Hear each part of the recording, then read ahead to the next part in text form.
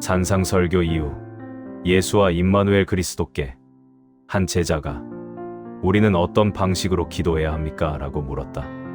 그때 그리고 다른 여러 경우에도 신이는 그분의 기도를 우리에게 주셨다. 우리에게 전해진 주님의 기도와 그 완전한 두 번째 연은 예수와의 사도인 복음사 요한안의 영에 의해 주어진 것이다. 주님의 기도는 침묵 속에서든 소리내어 말하든 어떤 성스러운 일을 시작하기 전에 드리기에 적합하다. 하늘에 계신 우리 아버지여, 아버지의 이름이 거룩히 여김을 받으소서. 아버지의 나라가 임하옵시며 아버지의 뜻이 하늘에서와 같이 땅에서도 이루어지이다. 오늘 우리에게 일용할 양식을 주시고 우리가 우리에게 잘못한 이들을 용서하오니 우리의 잘못도 용서하옵시고 우리를 시험 가운데서 인도하시고 악에서 건져 주소서. 나라와 권능과 영광이 영원히 아버지께 있나이다. 절대적이고 무한한 존재이신 하나님, 영원한 생명과 사랑과 자비이시여, 당신 안에서 당신 자신을 나타내시며 완전한 지혜와 전능함으로 현현하시는 이여, 우리의 마음을 밝히시어 당신을 진리로 깨닫게 하시고 우리의 마음을 깨끗하게 하시어 당신을 향한 사랑과 다른 모든 인간을 향한 사랑을 비추게 하소서. 아멘. 내가 기도할 때에는 위선자들처럼 하지 말라.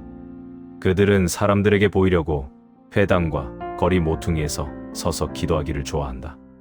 진실로 너희에게 이르노니 그들은 이미 자기들이 받을 보상을 다 받았다. 그러나 너는 기도할 때 내 골방에 들어가 문을 닫고 은밀한 가운데 계신 내 아버지께 기도하라. 그러면 은밀한 가운데서 보시는 내 아버지께서 내게 갚아 주실 것이다. 또 너희가 기도할 때 이방인들처럼 헛되이 반복하지 말라. 그들은 말을 많이 해야 들으실 것이라고 생각하기 때문이다.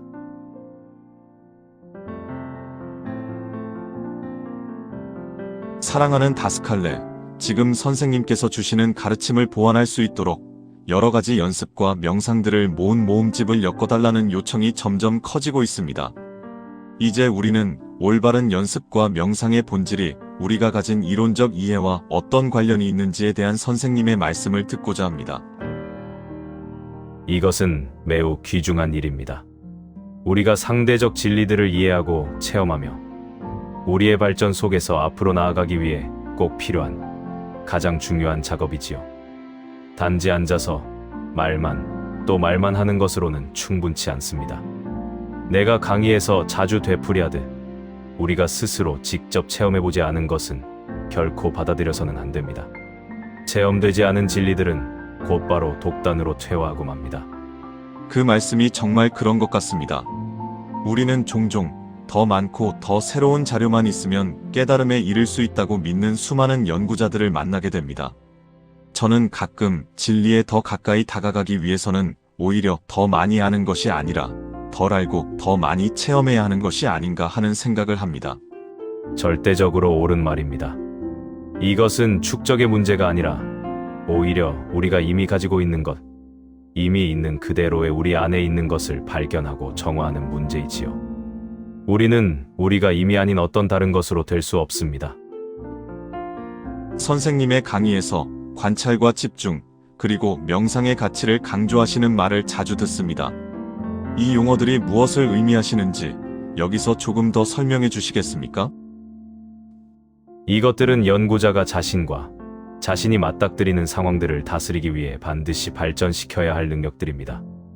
관찰은 우리의 신적 본성의 한 부분으로 거친 물질 세계에서든 심령적, 이지적 세계의 차원들에서든 어떤 것도 우리의 주의를 피해 지나가지 않도록 하는 것을 요구합니다. 집중은 우리의 주의를 어떤 대상, 감정, 생각 혹은 아이디어 하나에 온전히 고정하는 것을 뜻합니다. 대상의 크기는 중요하지 않습니다. 예수와께서 지극히 작은 것에 충성된 자는 큰 것에도 충성된다고 말씀하신 것을 기억하십시오. 우리는 어떤 것도 우리의 작업에서 우리를 흔들어 놓지 못할 정도로 집중의 기술을 발전시켜야 합니다. 명상은 관찰과 집중을 모두 활용하여 어떤 주제에 대해 깊이 관조하고 탐구하는 것을 의미합니다. 요즘 들어 선생님께서 특히 시각화의 중요성을 강조하고 계십니다. 올바른 시각화는 내가 줄곧 강조해왔듯 우리 작업에서 없어서는 안 될 요소입니다. 많은 이들이 추측해마지 않는 열쇠들 가운데 하나이지요. 앞으로 이어지는 모든 연습과 명상은 시각화 능력을 필요로 합니다. 즉, 심령이지적 초물질을 형상으로 빚어 사물과 상황을 창조하는 능력 말입니다.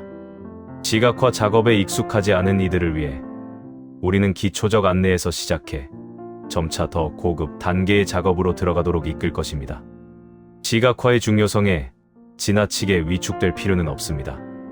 모든 것은 때가 되면 오게 마련입니다. 그렇다면 이 작업의 목적을 설명해 주시겠습니까? 연습과 명상의 차이는 무엇인가요? 우리는 모두 어디선가 어떤 기준점에서부터 시작해야 합니다. 시작하는 이들을 위한 작업이 있고 길을 가는 이들을 위한 작업이 있습니다. 연습은 시각화를 사용하여 성스러운 에너지들과 영역들에 친밀하게 노출될 수 있는 조건들을 만들어 가기 위한 일련의 연속적인 움직임들을 포함합니다. 명상은 좀 더 수동적인데 어떤 주제에 대한 성찰과 내적 탐구를 포함합니다. 두 가지의 차이는 크지 않으며 종종 하나의 연습이 명상으로 이어지곤 합니다. 그렇다면 기도는 어떻습니까? 기도는 또 다른 차원의 일입니다. 다만 여기에서도 어떤 연습이나 명상이 당신을 성스러운 공간으로 이끌어 당신을 신적 힘들에 노출시킨다면 당신은 기도하고 싶어질 수 있습니다. 기도는 마음에서 나옵니다. 그리고 감정에서 비롯된 눈물이 육체적 고통에서 흘러나오는 눈물과는 서로 다른 화학적 조성을 갖고 있듯 말로 하든 생각으로 하든 기도 역시 어떤 다른 표현과도 다른 고유한 진동 패턴을 가지고 있습니다. 기도는 우리의 가장 깊은 본성에서 흘러나와 신성의 귀를 향해 나아갑니다. 기도 가운데서 무엇을 구하든 그것은 진심에서 우러나와야 하며 이기심을 섬기지 말아야 하고 애타게 바라는 것이어야 합니다. 왜냐하면 진실한 기도는 언제나 들리기 때문입니다. 그렇다면 우리가 무엇을 바라는지 또한 조심해야 하겠군요. 너희가 기도하며 무엇이든지 믿고 구하는 것은 다 받으리라고 했으니 말입니다. 명상은 어디서부터 시작해야 합니까? 명상은 여러 단계에 걸쳐 수행됩니다. 한 번에 뛰어넘을 수는 없습니다. 길 위의 각 단계를 차근차근 익히면서 천천히 나아가야 합니다. 첫 번째 작업 영역은 현재 인격을 정화하는 작업과 관련됩니다. 이 정화는 끊임없는 작업이며 이른바 마스터들조차도 에고이즘이 다시 고개를 들지 않도록 항상 경계를 늦추지 말아야 합니다. 연구를 통해 우리는 엘리멘탈의 본성을 이해하기 시작합니다. 우리가 가르치는 바를 기억하십시오. 우리가 만들어내고 흡수하며 다시 에너지를 불어넣는 모든 엘리멘탈들의 총합이 바로 우리의 현재 인격을 구성합니다. 그리고 엘리멘탈들을 그 질로 특징 지을 수도 있고 그 양으로 셀 수도 있기 때문에 우리는 인격을 질적인 측면과 양적인 측면 모두에서 말하게 되는 것이지요. 그렇습니다. 욕망, 탐욕, 유욕, 시기와 같은 요구적이고 감정적인 엘리멘탈들에 짓눌려 있거나 기대, 선입견, 분류, 교조적인 관념, 편견들로 가득한 신념과 태도의 패턴에 깊이 박혀있는 인격은 무거운 인격이며 자기 자신과 주변 사람들에게 문제를 일으킬 가능성이 더 큽니다. 그러므로 연구가 우리를 엘리멘탈의 본성에 대한 자각으로 이끌었다면 이제는 연습과 명상을 통해 부패한 것들을 뽑아내고 아름다운 것들이 자라나도록 하기 시작해야 합니다. 세례 요한은 그는 흥하여야 하겠고 나는 쇠하여야 하리라고 말했습니다. 이것이 바로 정화의 선한 작업입니다. 원한다면 정화라고 불러도 좋습니다. 인격을 정결케 하여 잡동사니를 치우고 사랑과 관용, 자선을 길러 신성이 살고 일할 공간을 허락해드리는 것, 곧 인격을 가볍게 만드는 것입니다. 이 말은 미켈란젤로가 대리석을 볼 때마다 나는 이 안에서 밖으로 나오려 애쓰는 형상을 본다고 했던 말을 떠올리게 합니다.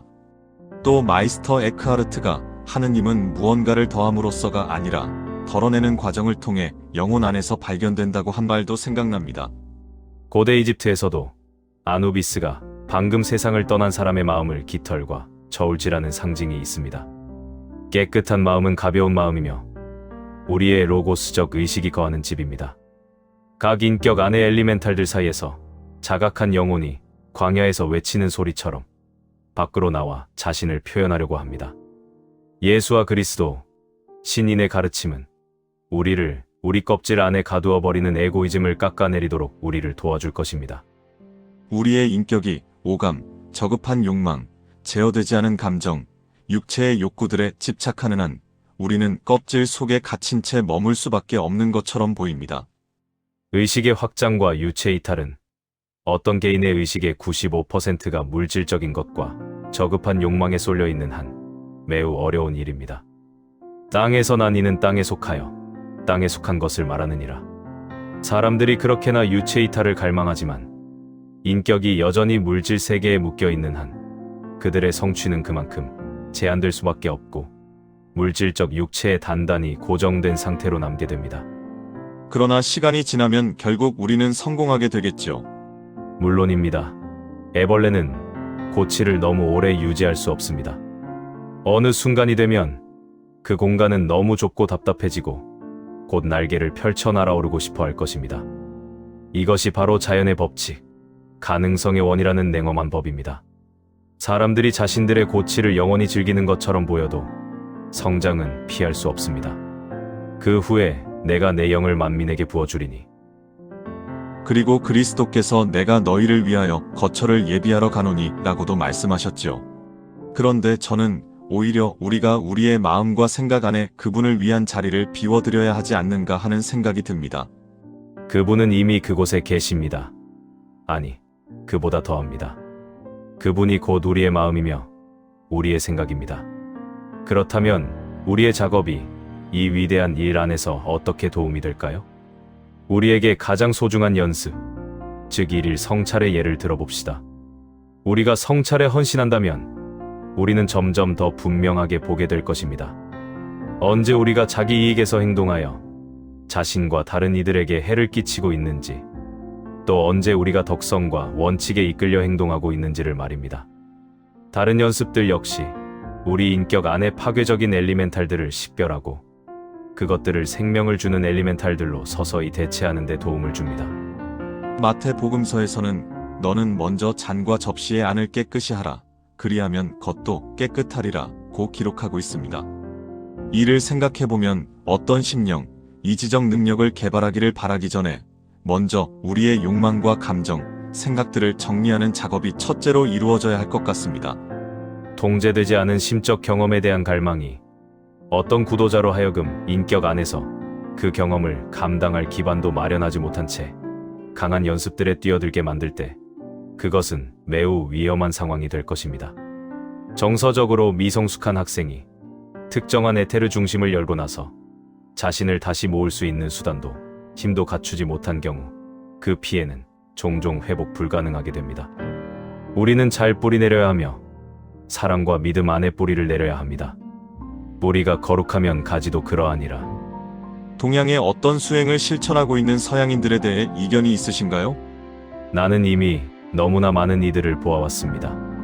동양식 호흡 기법들을 수련하다가 에너지 중심들을 공격적으로 건드림으로써 그들의 신경계를 망가뜨린 이들을 말입니다. 대천사들이 섬세하고 조심스럽게 이루어가는 작업을 무시한 채 말입니다. 우리는 늘 우리 자신에게 상기시켜야 합니다. 우리가 어디에서 태어났는가는 결코 우연이 아니라는 점을요. 동양에서는 사람들이 특정한 교훈들을 배우기 위해 태어나고 서양인인 우리 역시 우리에게 주어진 교훈들이 있습니다. 우리는 저마다 어떤 수행에는 적합하고 어떤 수행에는 부적합하도록 기울어진 고유한 심령 이지적 체질을 가지고 이 세상에 옵니다.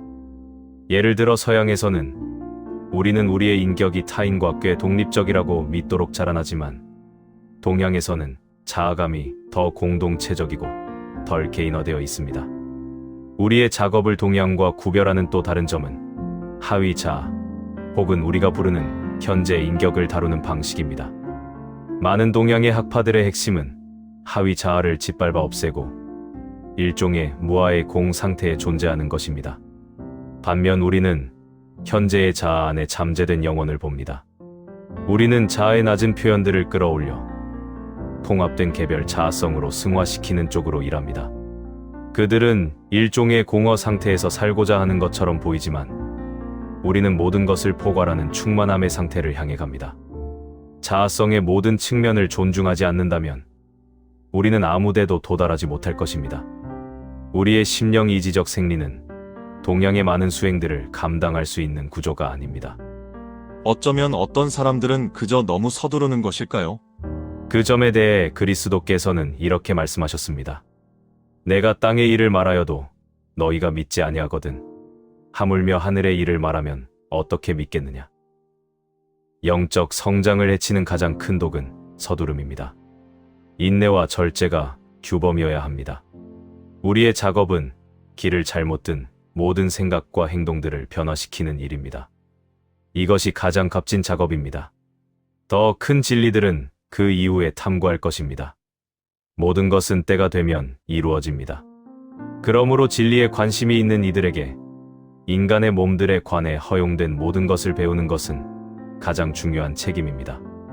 우리는 대천사들의 도움을 받아 우리의 에테르 복체를 다스리고 에테르 생명력을 통제하여 우리의 심령, 이지적 발달에 사용하고 우리의 건강과 타인의 건강을 유지해야 합니다. 이제 이어질 연습들 가운데 정신치료를 공부하는 학생들이나 실제로 심리치료를 행하는 이들이 특히 유익을 얻을 만한 작업이 있을까요? 타인의 육체적, 심적 건강에 관심 있는 이들은 자기들의 작업에 도움이 될 특정 연습들을 쉽게 알아볼 수 있을 것입니다. 그러나 진리의 연구자들로서 우리는 심리치료사들이 자신의 모든 능력들을 고르게 발전시켜야 한다고 봅니다. 그러므로 우리는 그들에게 이론적 영역과 체험적 영역, 모든 분야에서 작업할 것을 권합니다. 그래야 자신들의 직업에서 점점 더 효과적이 될 수 있습니다. 심리치료사들은 해결과 성장을 추구합니다. 그런데 이것이야말로 우리 모두가 하고 있는 작업이 아니겠습니까? 현재 인격에 대한 작업이 미시적 영역에 속한다면 중간계 작업의 본성을 조금 말씀해 주시겠습니까? 우리는 우리의 개념들을 다루는데 주의해야 합니다. 개념들은 언제나 시간과 장소의 조건에 의해 제한되기 때문입니다. 예수와 임마누엘 그리스도께서 하늘나라가 너희 안에 있다고 말씀하신 것을 기억하십시오. 우리는 인격 안에서 일어나는 연구와 그 밖에서 수행되는 연구를 나눌 수 없습니다. 위와 같이 아래도 그러합니다. 우리가 자아 밖에서 탐구하는 모든 것, 즉 신적 법칙들, 원리들, 이데아들, 원인들, 그리고 천상계는 사실 모두 우리의 더 높은 본성에 속한 것들입니다. 그러나 지금은 상대적인 용어로 말할 필요가 있습니다. 이른바 중간계 작업은 세계 안에서 전체 지혜와 전체 사랑, 전체 힘을 탐구하고 그 결과로 신성한 계획에 자각적이고 책임있게 참여하게 되는 작업입니다. 이 일은 인격 안에 모든 생명에 대한 존경, 자신에 대한 존중, 그리고 타인에 대한 존중을 키워줍니다. 중간계 작업에는 건강과 치유를 위해 우리의 에테르 복체 위에서 작업하는 일, 통제된 엘리멘탈들을 사용하여 빛의 공을 구성하는 일, 그리고 물질, 심령적, 이지적 세계 안의 사물과 형상들에 자신을 맞추어 가기 시작하는 일이 포함됩니다. 우리는 절대 존재성에 헤아릴 수 없는 지혜에 감탄하게 될 것입니다. 선생님의 작업에서는 물질 세계를 폄하하지 않으시는 것 같습니다. 동양의 일부 체계들뿐 아니라 서양의 많은 체계에서는 물질 세계를 환영으로, 즉 벗어나야 하고 극복해야 하며 자신을 분리해내야 할 것으로 여깁니다. 절대 존재성이 그 무한한 지혜로 가치 없는 것이라면 물질 세계의 창조를 허락하셨겠습니까? 대천사들이 그것이 삶이라는 현상의 집이 아니었다면 물질 행성과 우주를 조화롭게 유지하기 위해 쉬지 않고 일하겠습니까? 우리의 물질적 몸이 물질 세계에 속하듯 우리의 심적 몸은 심적 세계에 속합니다. 우리가 이 영예로운 지구에 참여한다는 것은 큰 영광입니다. 이는 다름 아닌 하나님의 집이요 하늘의 문이로다. 육체는 때로 무겁게 느껴지지만 육체와 땅은 성스럽습니다. 이 낙원을 어떤 방식으로든 깎아내리는 것은 참으로 안타까운 일입니다. 이곳은 거룩한 땅입니다. 그렇다면 우리의 물질적 몸이 땅의 지혜를 공유한다고 할 수 있을까요? 물질의 지혜, 사랑, 힘을 공유하는 것이지요. 절대 존재성은 모든 것 안에 또 모든 것으로서 존재한다는 사실을 기억하십시오. 우리는 더 높은 세계들에 더 큰 현실들이 있다는 것을 알고 있으며 분리의 세계들을 넘어서는 궁극적 현실들도 알고 있습니다. 그러나 우리는 지금 여기 있으며 이 세계는 배울 것이 너무나 많은 낙원입니다. 인간의 몸과 우주의 거대한 몸들이 지닌 순수한 장엄함은 의사들과 과학자들의 이해를 넘어섭니다. 우리는 물질을 깎아내려서는 안 되고 오히려 존중하며 올바르게 사용해야 합니다. 물질 세계보다 더 나은 학교가 있을 수 있겠습니까? 우리가 우리의 모든 시련과 고난에서 올바르게 배우고 세속적인 기쁨과 승리에 과도하게 빠져들지만 않는다면 이곳에서 배울 수 있는 것은 너무나 많습니다. 우리의 인생의 계절들, 다양한 관계들, 개인적인 투쟁들, 실패와 성공들. 이것은 완벽한 학교입니다. 신성한 계획이 이곳에서 작동하고 있습니다. 무집착에 대해 말씀해 주시겠습니까? 우리가 이해하는 무집착이란 어떤 것도 지나치게 높이거나 지나치게 낮추지 않는 것을 의미합니다. 다시 말해 모든 것은 제자리가 있다는 것입니다. 피해야 할 것은 물질적 재화나 물질적 목표들에 휘말려 그것들에 과도하게 의존하는 것이며 반대로 오직 더 높은 세계들만을 가치 있게 여기는 것 또한 피해야 합니다. 우리는 서양인들이 채택한 어떤 연습 체계든 세속적인 것과 신적인 것 사이의 분열을 만들어내고 명상 상태와 일상적인 깨어있는 상태 사이의 깊은 골을 파놓는 것이라면 근본적으로 반대합니다. 자연 세계를 지워버리거나 그에 속한 낮은 몸을 무아하는 것은 건강하지도 존중하는 태도도 아닙니다. 그렇다면 하루에 몇 시간씩의 명상 시간을 요구하고 수개월, 심지어 수년에 걸친 장기 피정을 요구하는 체계들에 대해서는 불편함을 느끼신다고 보아도 되겠습니까? 다시 말하지만 그런 것들은 특정 전통들 안에서는 적절할 수도 있습니다. 그러나 우리 그리스도인들은 세상으로부터 물러나 도움이 필요한 동료 인간들로부터 자신을 빼내오는 것이 아니라 봉사를 믿습니다. 우리는 세상 속에서의 참여를 중시하지만 세상에 얽매여 종속되는 것을 원하지는 않습니다. 예수께서 말씀하셨듯 그들은 세상에 속하지 아니하였으므로 나도 세상에 속하지 아니하였느니라. 때때로 산이나 바닷가에서 영상과 관조 속에 며칠을 보낼 기회가 있다면 그것은 내적으로 매우 큰 재충전이 되며 적극 권할 만한 일입니다. 우리는 자연 속에서 보내는 시간이 너무나 적고 침묵 속에 머무르는 시간은 더더욱 부족합니다. 때때로 혼란을 벗어나 숨을 고르는 것은 좋은 일이지만 우리는 여전히 해야 할 일이 있는 사람들입니다. 그렇다면 적절한 명상의 양은 어느 정도입니까? 이렇게 말해봅시다. 하나의 묘목이 있다고 가정합시다. 그 묘목을 햇빛과 좋은 흙에 두고 매일 조금씩 물을 줍니다. 그러면 그 묘목은 저절로 자기 속도대로 자라갈 것입니다. 그러나 한낮에 뜨거운 태양 아래에 두거나 뿌리가 잠겨 죽을 때까지 물을 붓는다면 그 묘목은 틀림없이 시들어 죽고 말 것입니다. 명상을 지나치게 많이 하면 영상 시간과 평상시에 깨어있는 상태 사이에 극단적인 단절이 생기는 위험이 있습니다. 우리는 하루 두세 번 15분 정도의 명상만을 권합니다. 나는 이미 너무나 많은 사람들을 보아왔습니다. 과도한 명상 때문에 그들의 신경 체계를 심각하게 손상시킨 이들을 말입니다. 우리는 세상 안에 있으며 변증법적으로 이 세상과 함께 일해야 합니다. 바울이 로마서에서 창세로부터 그에 보이지 아니하는 것들, 그 영원하신 능력과 신성이 그 만드신 만물에 분명히 보여 알려졌나니 라고 썼지요. 참으로 잘 말했습니다. 우리가 가르치는 가장 귀중한 연습 가운데 하나는 각 형상에 새겨진 가능성의 원을 탐구하는 작업입니다. 자연 속 가장 작은 것 하나의 단일한 생애 궤적을 이해하게 될 때 우리는 가장 큰 존재의 증언을 보게 될 것입니다.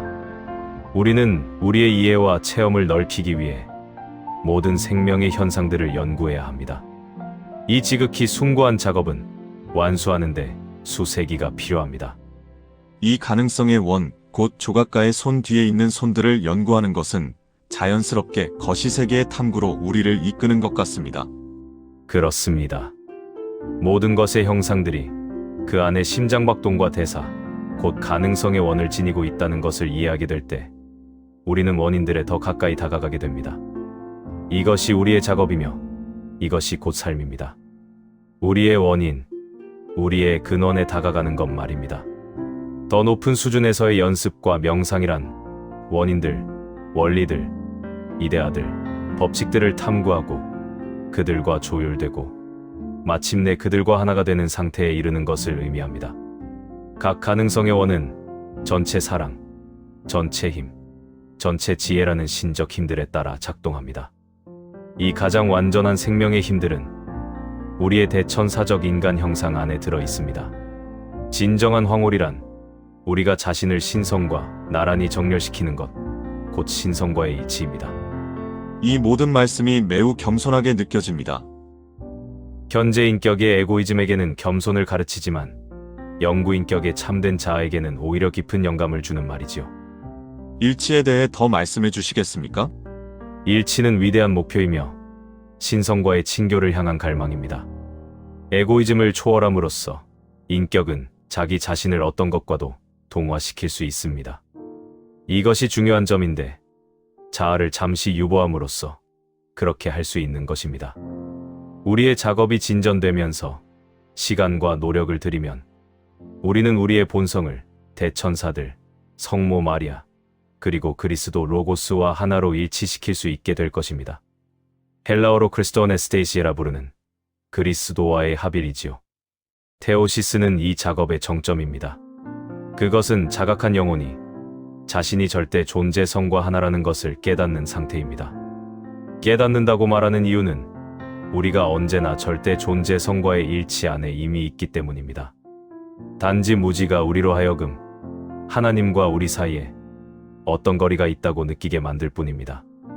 그런 거리는 실제로 존재하지 않습니다. 거시적 명상은 수행이나 연습이라기보다는 오히려 하나의 존재 상태처럼 들립니다. 이제 우리는 더 이상 특정한 명상 시간이나 명상 상태에 대해서가 아니라 자아 전체의 완전한 변형에 대해 말하고 있는 것 같습니다. 바울은 쉬지 말고 기도하라고 우리에게 권합니다. 우리는 언제나 생명에 대한 경외 속에 있어야 하고 신성한 계획 안에서 우리의 위치를 의식하며 하나님 안에서 살아야 합니다. 요한난이 말하듯이 곧 사랑 안에 사는 것입니다. 사랑은 일요일 아침에만 행하거나 느끼는 어떤 것이 아닙니다. 사랑은 지속적이고 영원한 진리입니다. 사랑은 우리 각자가 공동 자아성 안에서 존재하는 방식입니다. 공동자아성이란 무엇입니까? 우리 각자는 하나의 로고스이며 함께 그리스도 로고스 안에서 하나로 통합되어 있습니다. 이것은 우리 각자가 실제로 하나의 몸의 일부라는 뜻입니다. 이러한 하나됨은 이지적 차원, 심령적 차원, 심지어 육체적 차원에 이르기까지 모든 수준에서 이루어집니다.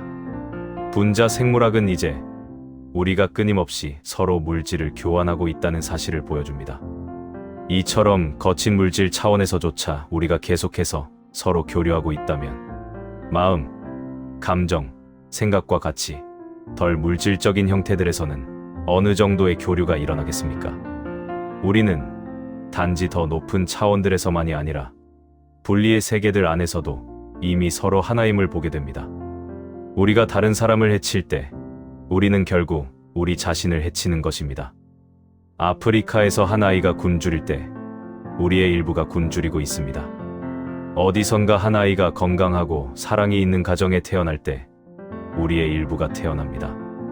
어떤 병사가 보스니아에서 죽을 때 우리의 일부가 살해당합니다. 우리는 가해자이면서 동시에 피해자입니다. 이것이 그리스도께서 가르치신 바입니다. 그리스도께서는 어떤 왕에 대해 말씀하셨습니다.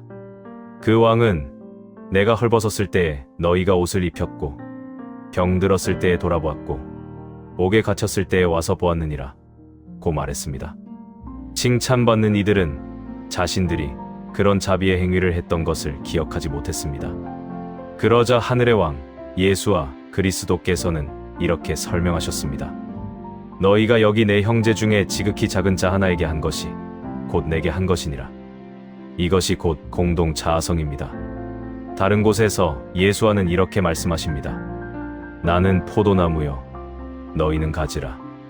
우리가 모두 그리스도의 몸 안에서 동등한 자리를 나누고 있다는 것은 가장 심오하고 위대한 진리들 가운데 하나입니다.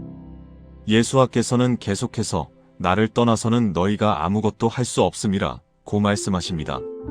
저는 어떤 이들은 이렇게 강하게 그리스도 중심적인 메시지에 주저함을 느낄지도 모른다는 생각이 듭니다.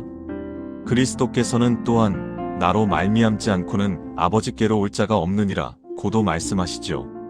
예수와께서 내가 곧 길이요 진리요 생명이라고 말씀하셨을 때 그 의미는 무엇이었겠습니까? 그리스도란 무엇입니까? 로고스란 무엇입니까? 그것은 곧 사랑, 지혜, 힘이 아닙니까? 이것은 하나의 성스러운 삼각형입니다. 위로부터 내려오는 보편적이고 무조건적인 사랑, 통합된 마음과 지성의 지혜, 그리고 나약함을 극복하는 선함의 힘. 그리스도께서 들을 귀 있는 자들을 위해 하신 말씀의 의미는 누구든 비록 그가 불교도라 불리든 무슬림이라 불리든 어느 신앙의 형제자매라 불리든 이성, 사랑, 힘을 올바르고 신적인 방식으로 사용하는 사람은 모두 그리스도인이다 라는 뜻이었습니다. 교회가 이 점을 너무도 오해해왔습니다. 예수와께서는 우리를 억압하기 위해 오신 것이 아니라 환상들에서 우리를 해방하기 위해 오셨습니다. 그분은 왜 오셨습니까?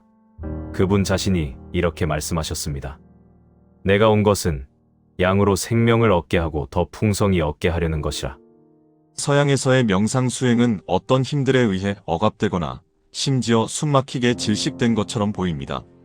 지금까지 그런 흐름으로 전개되어 온 것이 사실입니다. 그러나 우리는 그것을 애통해야 할 일로만 보지는 말아야 합니다. 단지 그렇게 되었을 뿐입니다. 진정으로 애석한 것은 너무나 많은 사람들이 그 무엇인가를 찾기 위해 인도나 다른 동양으로 가야 한다고 느끼는 일입니다. 그들은 자주 떠나기 전보다 더 실망한 채로 돌아옵니다. 기독교는 모든 것을 가지고 있으며 그것은 우리에게 속해 있습니다. 그것은 우리의 전통입니다. 기독교는 우리의 몸과 마음과 심장에 속해 있습니다. 그러므로 너는 너의 우물에서 물을 마시며 내 샘에서 흘러나오는 물을 마시라. 교회는 교회일 뿐입니다. 그곳은 신인의 사랑을 어느 정도 반영하기는 하지만 돌과 오래된 관념들로 지어진 장소일 뿐이지요. 그리스도께서는 교회가 얼마나 많은 금으로 치장되어 있는지에 대해 관심이 없으십니다. 그분의 관심은 성전 안에서 무슨 일이 일어나고 있는가에 있습니다.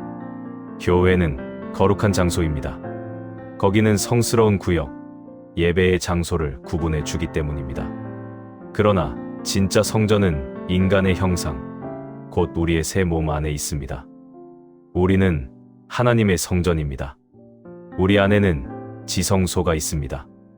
모든 남자와 여자, 각 사람의 마음 한가운데에 있는 내부 성소입니다. 이 성전은 더럽혀질 수도 파괴될 수도 없습니다.